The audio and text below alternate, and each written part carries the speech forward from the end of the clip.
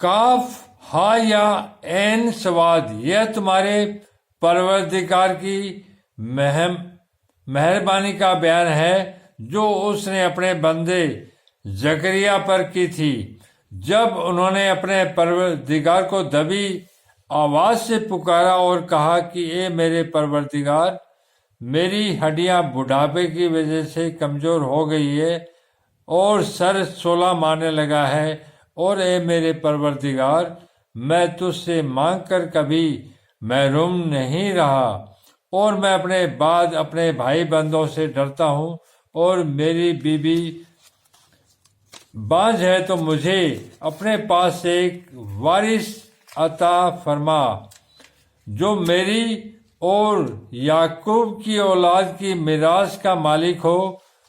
اور اے میرے پروردگار، اس کو خوش اتوار اچھے طور طریقے والا بنائیو۔ اے زکریا، ہم تم کو ایک لڑکے کی خوشخبری دیتے ہیں جس کا نام یحییٰ ہے۔ اس سے پہلے ہم نے اس نام کا کوئی شخص پیدا نہیں کیا۔ انہوں نے کہا، پروردگار، میرے یہاں کس طرح لڑکا پیدا ہوگا جس حال میں میری بیوی بانجھ ہے اور میں بڑھاپے کی انتہا کو پہنچ گیا ہوں؟ حکم ہوا کہ اسی طرح ہوگا۔ تمہارے پروردگار نے فرمایا کہ مجھے یہ آسان ہے، اور میں پہلے تم کو بھی تو پیدا کر چکا ہوں اور تم کچھ چیز نہ تھے۔ کہا کہ پروردگار، میرے لیے کوئی نشانی مقرر فرمایا۔ نشانی یہ ہے کہ تم صحیح و سالم ہو کر 3 رات دن لوگوں سے بات نہ کر سکو گے، پھر وہ عبادت کے حجرے سے نکل کر اپنی قوم کے پاس آئے تو ان سے اشارے سے کہا کہ صبح و شام خدا کو یاد کرتے رہو۔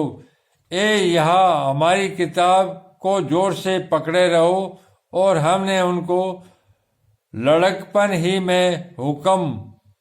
دانائی عطا فرمائی تھی اور اپنے پاس سے